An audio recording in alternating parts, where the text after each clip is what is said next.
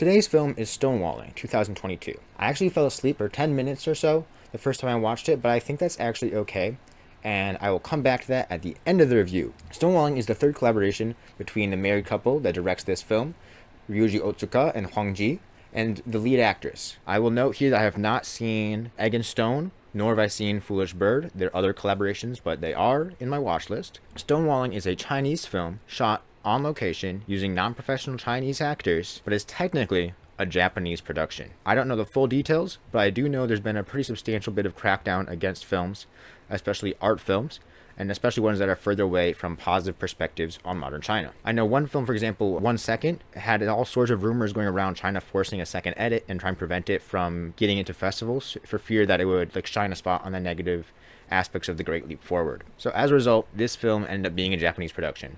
Or maybe there's some other reasons. I don't know for sure. Huang Ji and Ryuji Otsuka talked about how they used non-professional actors either fully or mostly with this film, and even allowed some improvised lines. The writer-director, which is the wife, talked about how much this film was built in production and as she got a better handle on young people in China. I'm far from an acting expert, but to me I felt the performances here were good, and I thought they almost felt like lived-in roles, which is probably a credit to her casting abilities. Some other things to note just before we jump into a plot recap. This is a slow movie. It's a 2.5-hour movie, but it feels longer. Let's just jump into it then. The basic plot of the film, in my opinion, isn't really the focus. I think it has focal subjects and uses its plot to explore those, but I don't think it's the most important aspect. I will, though, just to make sure we're on the same page, give a brief overview of the core plot. Lynn is a 20-year-old college student working gig jobs, struggling to find steady work and good money. Her boyfriend wants to move abroad and is working on becoming, as far as I can tell, like an influencer. He wants her to learn English and become a flight attendant, which is what she's in college studying. In efforts to get more money, as she has to send money home to her mom for reasons, which are later revealed in the film, she looks into selling her eggs.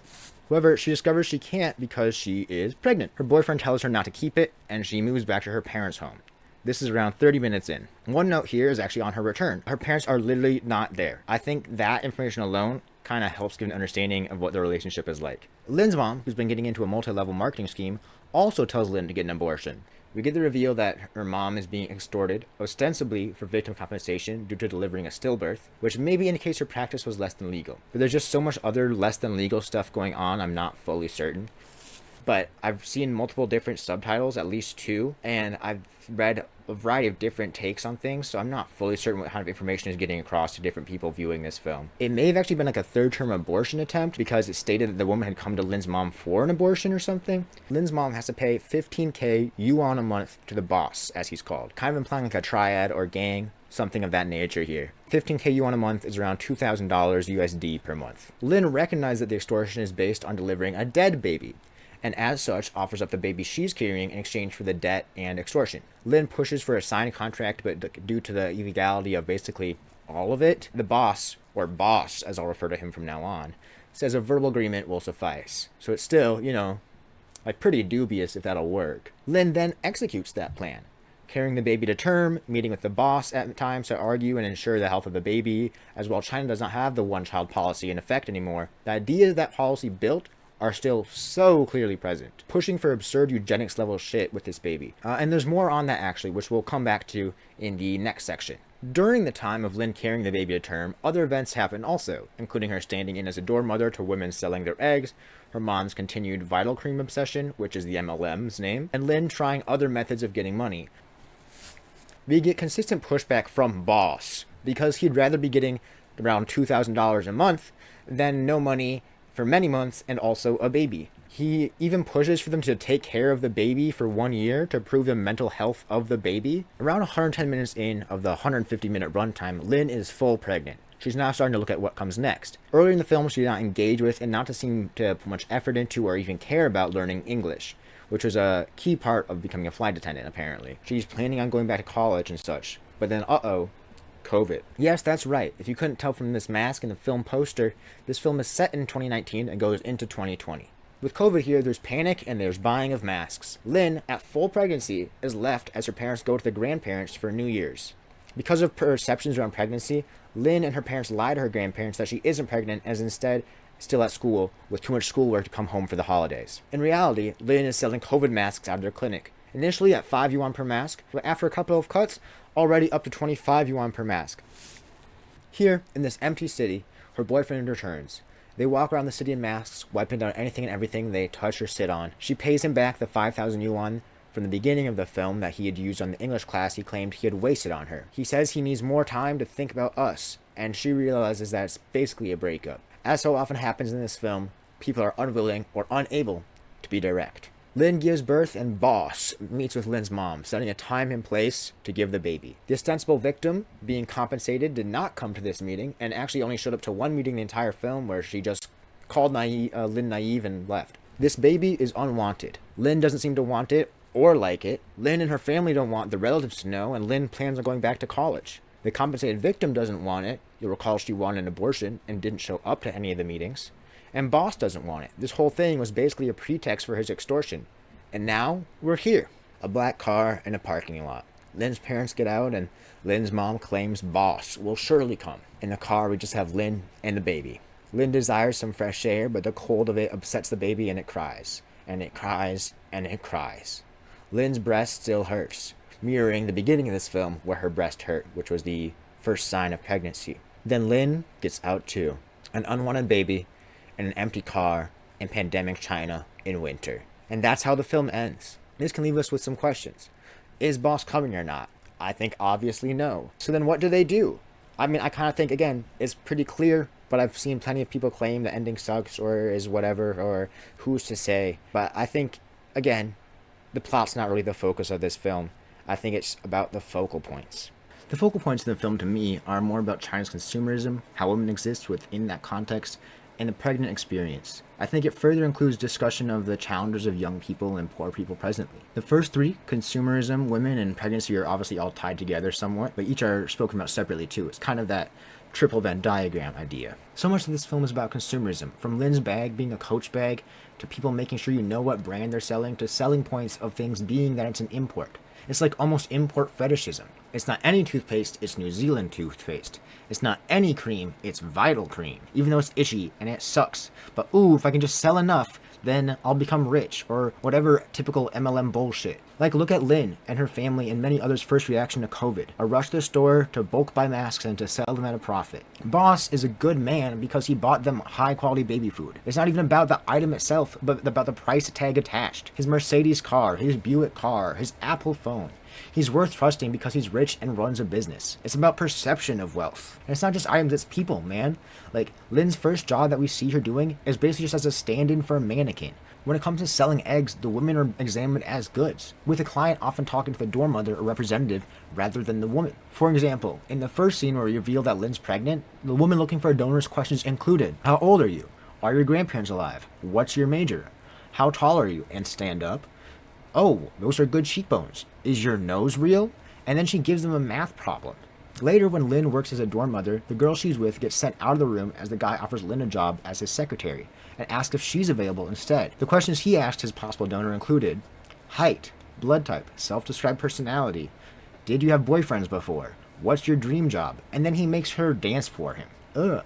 A second note here, just like tangentially, is how much people in this film claim they're doing something for someone else or on behalf of someone instead of for themselves.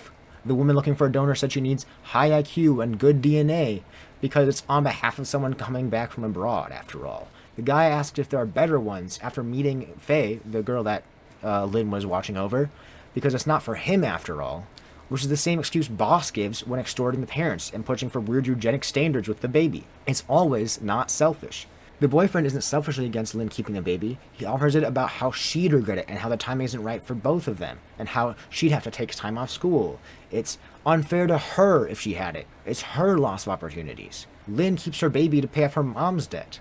Lin's father also talks about how he made the clinic for Lin's mom, but that feels a bit less connected. So that kind of covers how consumerism is at play in this film. There's also this whole Vital Cream multi-level marketing scheme, which is the focus of the mom throughout the film. Ostensibly, she needs more money for paying off the extortion stuff, but even as the baby play comes into view, it still remains all she can think about. And the MLM is glad to have her because as a doctor, it gives them extra credibility. But also, she doesn't seem to make a ton of it, and she doesn't even like the product. She ends up not focusing on her doctor or gynecology occupation at all. This chance at earning with the MLM over a maybe good doctor job.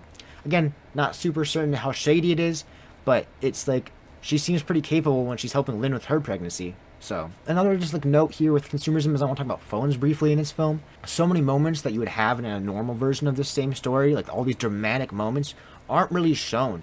And instead we get more time with phones or texts or walking to somewhere to have to do a call and hang up. I'm going to get ahead of myself. We'll come back to later about how this film dwells in its world. I also want to touch briefly on how women are shown throughout this film, beyond just the pregnancy aspect. I think this largely comes through the mom. And when we first meet the mom, she reveals her husband has hit her for focusing on vital cream and not doctoral stuff. She's even bruised along her eye. We see Lin's parents fight later, and after getting hit, Lin's mom goes and grabs a fucking giant kitchen knife. Pregnant Lin ends up being the one that has to break them up. In the immediate next scene, the family does a day trip where things are kind of just back to normal. We learn that Lin's mom has no idea what Lin's father wants from life, his dream job, what his wants and needs are. There's almost no communication in the relationship. We see no friendships either for Lin's dad or Lin's mom. The closest thing to community Lin's mom is shown having is her vital cream. With her vital cream sellers, she's celebrated, welcomed, and encouraged. Other women in the film are often in retail or in the egg selling black market. All the women in the egg selling dorm, their lives feel like straight out of The Handmaid's Tale or something. We don't spend a ton of time with them, but they're treated like fragile goods and limited in what they can do. Their diets and time are structured and controlled. I wasn't kidding when I said that Lin's brief time with them was like as a dorm mother. This movie was filmed over 10 months, and it kind of really strove to capture more than just the pain and joy that comes with pregnancy. And I think it does so. It's about the process of that time period, the constant and steady change, how one interacts with others and how those interactions change for both people around them or in their life. Lin cleaning or running the business by herself changes from earlier in the film to when she's 9 months pregnant. The film shows the pain of it, the fatigue of it, the inability to do so much that comes along with it. This is part of the result of letting the camera dwell, letting specific scenes play out, having specific inserts, breast pain, waking up at night, the sensation of an ultrasound, the journeys and the exhausting nature of a journey while pregnant. The fatigue feels ever present, and that comes through by having it be a slower paced film. Additionally, there's that splitting pain of giving birth. There is lying to her grandparents, and even how when it's over, it's still not over, with Lin's breast pain remaining. I certainly don't want to get pregnant. I think the film talks too about how Lin's relationship with her upcoming child changes throughout the film, from wanting to not get an abortion to debating getting it toys to leaving it in the car that final night, either permanently or returning, if you want to believe that. Alright, well let's move into the, filmic aspects, for lack of a better phrase. I think some technique thoughts include that I thought the costuming was actually pretty good. I know they're non-professional actors, and I'm sure that much of what's worn is like just what they own, but I think it was effective costuming, and some of it actually connects to the overarching themes of the film. I think the cinematography and shots are so cool. The COVID day trip with Lin's boyfriend is just wild, like the whole empty city. It's really quite something, I think. There's also those little moments, the inserts, the slightly longer edits. I think they're very effective at getting what this film tries to get across. It's an incredibly small listed crew, and working with non-actors is also just so impressive to me. I mean, working with actors and getting good results is already challenging enough. Additionally, I just like hearing languages, and I especially love the soundscape of an early scene in the hotel room where Lin is practicing Mandarin while English plays in the background and her boyfriend talks to her. A second thing I want to note here is the movements that this film fits into. It's a slow movie, absolutely, but I hesitate to actually call it part of slow cinema, as this film has a pretty substantial plot aspect, which in my understanding often slow cinema films don't. But let me know if you want me to watch John Dielman and draw comparisons. I actually see this film as more of a neorealist film. For those that don't know, Italian neorealism was a film movement in the 1940s and 50s in Italy. It was known for non-professional actors, which this film makes full use of. It was known for shooting on location, which this film either does fully or at least mostly. It was known for focusing on contemporary struggles and often class topics, which this film does as well. Lin's struggles with her society and reality feel to me almost straight out of an Italian neorealist film. In interviews, or Q&A rather, I saw people comparing this film to documentary stylings, which is also neorealist film was compared to as well. So final review. I don't know if you'll like this. I don't think I necessarily recommend it. It's a slow-moving 2.5-hour film, which kind of makes it a tough watch. But I think it's good, and I think it's unique. From how the performances work to how the story is told, it feels not so much like a Hollywood film, but a gradual painting of a portrait of Lin, like just a young woman in China. Her mom is gullible and in debt. Her dad is more of a Stonewall than Lin, but she's also pretty Stonewally. She's studying something but doesn't seem to have any passion for it, or really passion for anything. Just some things she doesn't want, like a debt, or an abortion, or having a child. I think it's a pretty fascinating portrait in a society that's also quite interesting to me. I don't know if I'd call it riveting. but I love the end result. I do think the film could be doing more.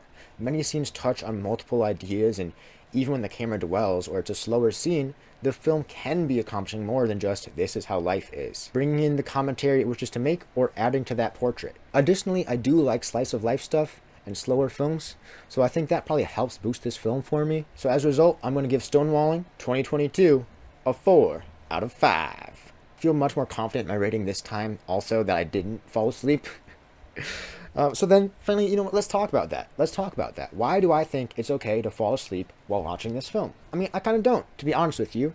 But I also think that this is a film about dwelling in that fatigue and that slow. And if you miss a bit for a small nap or a bathroom break, I think that's alright. And you know what? I'm going to go on a bit of a tangent, a little bit of a rant here, actually. I think a lot of films like this one are daunting or challenging to get people to actually watch. I do think to engage fully and critically with art or media, it's the best way to go about it. But if one of my friends told me that they watched this movie on a side monitor and half paid attention, my first immediate response would be glad that they'd interact with it at all. I see it as somewhat analogous to walking through a museum or scrolling through its website, as opposed to actually learning about each painting and engaging with each piece of media that the museum has to offer. I don't want people to watch movies that way, and I think a lot gets lost, obviously, but if they otherwise wouldn't touch it, and now they did, I don't think I can be too mad at that. I don't know. Let me know in the comments below if you want me to have Subway Surfer going somewhere on the screen for the entire video next time, but I think anything that helps reduce barriers to art is not a bad thing. Maybe someone watches it on a side monitor the first time, likes the shots enough, and then fully engages, or was willing to go watch other slow cinema, or feels like other movies in general becomes less daunting because of it. To me, I think that's worth encouraging and celebrating. For now though, that's all I have to say. I'll see you next week for a review of X-Men First Class.